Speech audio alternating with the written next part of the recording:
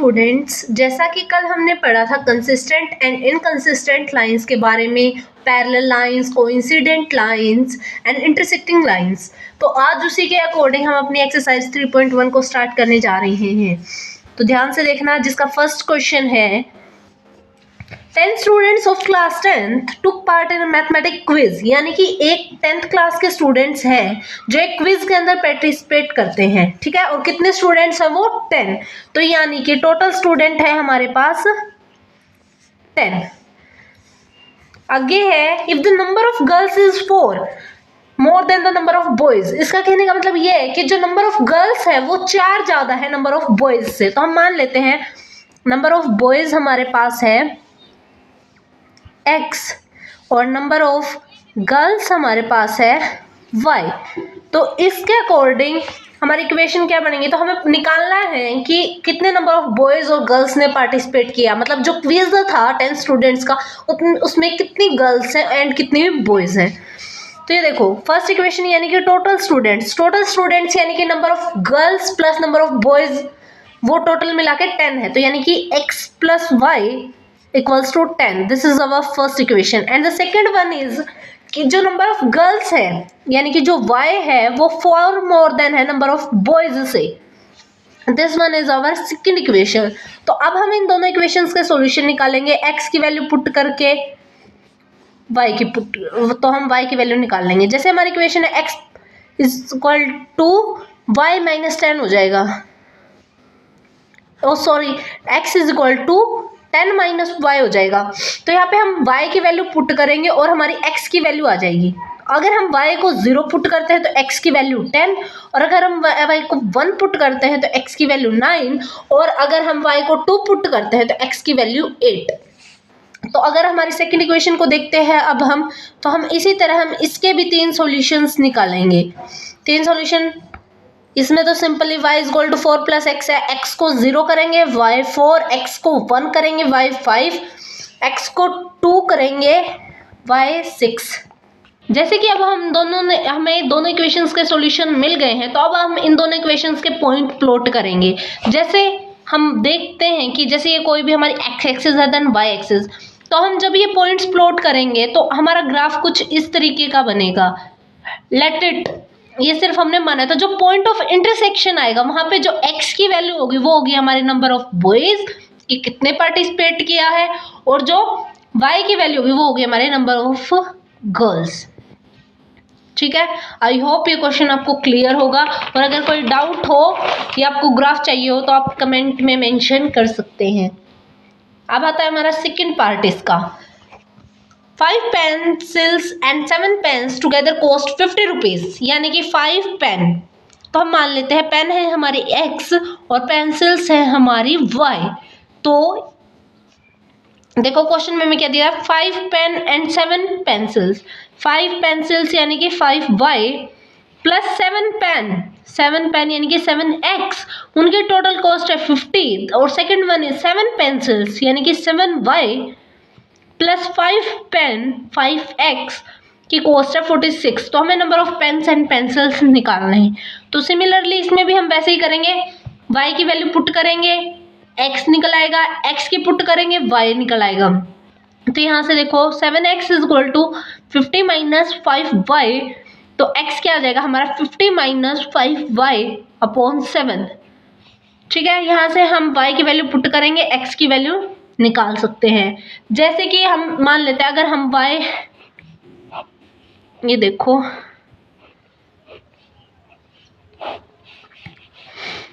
x y, अगर हम देखो y की वैल्यू लेते हैं 3, अगर हम y की वैल्यू 3 लेंगे तो यहाँ से हमारा क्या आ जाएगा, x is equal to 50 minus 5 into 3 divided by 7, यानी कि 50 माइनस 5 3 15 अपॉन 7, यानी कि 35 अपॉन 7, दैट्स मीन्स 5। ठीक है, तो यहाँ पे ये 5, ऐसे सिमिलरली हम और वैल्यूज पुट कर लेंगे। ऐसे अगर ये इक्वेशन लेते हैं 7y plus 5x is equal to 46, तो यहाँ से हम x की वैल्यू निकालेंगे, तो 5x is equal to 46 minus 7y, तो x क्या आ जाएगा हमारा 46 माइनस 7y अपॉन 5। तो ये ऐसे ही हम यहाँ से y की वैल्यू पुट करके x की वैल्यू निकाल सकते हैं। इसके लिए भी दूसरी टेबल ड्रॉ कर लेंगे हम, जिसके अंदर हम x निकालेंगे y की वैल्यू को पुट करके। ठीक है, आई होप ये आपको क्लियर होगा। और फिर इन दोनों इक्वेशंस का जो ये पॉइंट आए हैं इनका ग्राफ प्लॉट करेंगे और फिर जो पॉइंट ऑफ इंटरसेक्शन होगा वो हमारा क्या होगा, रिक्वायर्ड आंसर होगा। ठीक है, तो हम करते हैं अब हमारा सेकंड क्वेश्चन। सेकंड क्वेश्चन हमें क्या करना है, हमें रेशियो को कंपेयर करना है a1/a2, b1/b2, c1/c2 और हमें फाइंड आउट करना है कि जो गिवन पेयर ऑफ इक्वेशन है वो इंटरसेक्टिंग है या पैरेलल, जो एक पॉइंट पे इंटरसेक्ट करती है वो पैरेलल है या कोइंसिडेंट है। ठीक है, हमें बताना है कि जो ये हमारी इक्वेशन है इंटरसेक्टिंग है, पैरेलल है या कोइंसिडेंट है। तो जैसे मैं इन तीनों की कंडीशन आपको पहले वाले लेक्चर में बता चुकी हूँ, और अगर किसी बच्चे ने वो लेक्चर नहीं देखा है तो मेरे चैनल पर जाकर देख सकता है। तो अब हम सेकंड क्वेश्चन का फर्स्ट पार्ट करेंगे। ये देखो 5x - 4y + 8 = 0, 7x + 6y - 9 = 0। तो यहाँ से हम इनको जनरल इक्वेशन से कंपेयर करेंगे। a1x + b1y + c1 = 0, a2x + b2y + c2 = 0। तो यहाँ से हम रेशियो निकालेंगे a1/a2 की, वो क्या आएगी हमारे पास 5/7, b1/b2 की जो कि हमारे पास आएगी -4/6। स्टूडेंट्स इस बात का ध्यान रखिए, अगर जो साइन है वो हमें साथ में कंसीडर करना है। ठीक है, और नेक्स्ट इक्वेशन है हमारी c1/c2 की, यानी कि 8/-9। तो ये कटिंग हो सकता है 2/3 और ये कट नहीं होगा। तो यहाँ से हमारी इक्वेशन क्या बन जाएगी, जो हमारे ये आएंगे इनकी रेशियो क्या आ गई हमारे 5/7 = 2/3 = 8/9। जैसे कि अब हमें दिख रहा है हमारा a1/a2 not equal to b1/b2 है। तो ये हमने कंडीशन की थी, अगर a1/a2 not equal to b1/b2 हो तो वो हमारी क्या होती है, इंटरसेक्टिंग लाइंस। ठीक है, और इंटरसेक्टिंग लाइंस का हमारा क्या होता है, वन सॉल्यूशन। ठीक है, ये क्वेश्चन आपको क्लियर है। इसी तरह से हमारे पास दो और क्वेश्चन है जिसका मैं एक और पार्ट आपको करके दिखा रही हूँ, और अगर आपको थर्ड पार्ट में कोई भी डाउट हो तो आप कमेंट सेक्शन में पूछ सकते हैं और हर एक स्टूडेंट का रिप्लाई मिलेगा विद सॉल्यूशन। ये हमारी इक्वेशंस है, ये 12 है। ठीक है, सिमिलरली जैसे हमने ऊपर क्वेश्चन में किया है, हम ये भी a1/a2, b1/b2, c1/c2 की वैल्यू निकालेंगे। a1/a2 9/18 = c1/c2 3/6 = 12/24। अगर हम इन सबको कट करेंगे तो सभी रेशियो आ जाएगी a1/2 1/2 = 1/2। तो ये हमारे क्या आ जाएगा, मतलब a1/a2 = b1/b2 एंड = c1/c2। अगर हमारे तीनों इक्वल हो तो वो कौन सी होती है, हमारी कोइंसिडेंट लाइंस। कौन सी होती है, कोइंसिडेंट लाइंस। और आई होप आपको याद होगा कि कोइंसिडेंट लाइंस के कितने सॉल्यूशन होते हैं, इनफाइनाइट मैनी। ठीक है, मैनी सॉल्यूशन। और इसका थर्ड पार्ट आप मुझे खुद करोगे, और जिसको कोई भी डाउट होगा तो मुझे कमेंट सेक्शन में कमेंट करके बताएगा।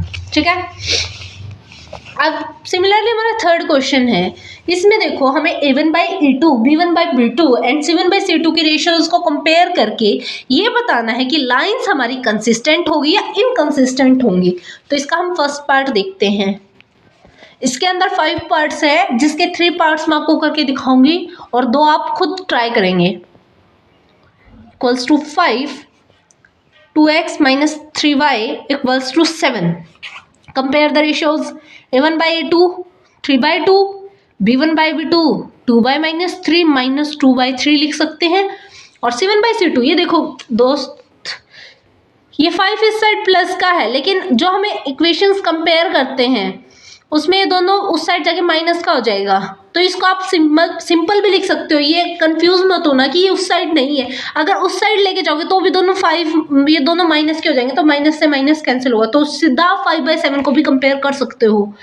लेकिन ऐसे कंपेयर नहीं होगा कि एक 5 के बराबर और दूसरी 0 के बराबर हो और 7 इस साइड माइनस का हो। ठीक है, तो ये देखो, आप देखो इन तीनों में से कोई भी इक्वल नहीं है, ना a1/a2 b1/b2 के बराबर है, ना b1/b2 c1/c2 के बराबर है।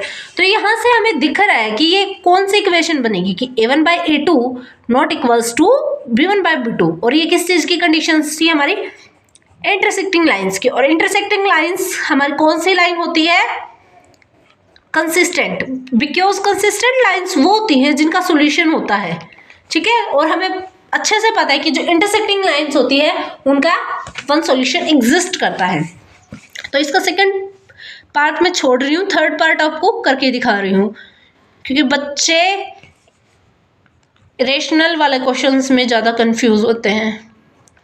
7 next one is 9x minus 10y equals to 14। Then compare the ratios a1/a2। यहाँ पे a1 की वैल्यू है 3/2 इंटू बाय a2 है, तो यानी कि वो हमारे मल्टीप्लाई में आ जाएगा 2 के, equals to 5/3 into -10 equals to 7/14। 1/2 1/2 1/2। तो यहाँ से ये देखो, ये 1/2 होगा और ये भी हमारे पास 1/2, ये 1/-2 है और ये भी 1/2 है। तो इसमें भी क्या होगा हमारा, देखो ये दोनों बराबर नहीं है क्योंकि ये प्लस का है और ये माइनस का है। तो ये भी हमारी क्या आ जाएगी, ऊपर वाले की तरह इंटरसेक्टिंग लाइंस होगी और कंसिस्टेंट होगी, क्योंकि a1/a2 हमारा b1/b2 के बराबर नहीं है। लेकिन अगर इसकी जगह ये होता कि ये प्लस का होता और ये माइनस का होता, तो ये कंडीशन हमारी कौन सी हो जाती, ये होती है हमारी पैरेलल लाइंस की कंडीशन कि a1/a2 is equal to b1/b2 but not equal to c1/c2, यानी कि पैरेलल लाइंस। और पैरेलल लाइंस होती है हमारी इनकंसिस्टेंट, क्योंकि पैरेलल लाइंस का कोई भी सॉल्यूशन एग्जिस्ट नहीं करता। तो अब हम करेंगे इसका थर्ड पार्ट, जो है हमारा 4/3x plus 2y equals to 18 और 2x plus 3y equals to 12। तो a1/a2 equals to b1/b2 equals to c1/c2, 2/3 equals to 2/3 और ये हम 6/4, ये 3/2 आ जाएगा हमारा। तो इसमें देखो a1/a2 b1/b2 इक्वल है, लेकिन c1/c2 और b1/b2 बराबर नहीं है, तो ये होगी हमारी इनकंसिस्टेंट लाइंस। इनकंसिस्टेंट क्यों होंगी, क्योंकि ये है हमारी पैरेलल की कंडीशन और पैरेलल लाइंस के क्या होती है, हमारे नो सॉल्यूशन होते हैं। ठीक है, आई होप ये क्वेश्चंस आपको क्लियर होंगे। और अगले ये जो दो क्वेश्चन मैंने छोड़े, सेकंड एंड फोर्थ पार्ट, ये आप खुद से सोल्व करेंगे। और अगर किसी को कोई भी प्रॉब्लम है तो वो मुझे बता सकता है, मैं हर एक की प्रॉब्लम का सॉल्यूशन दूंगी। Thank you and have a nice day. I hope आप सबकी 10th की स्टडी बहुत अच्छी चल रही होगी।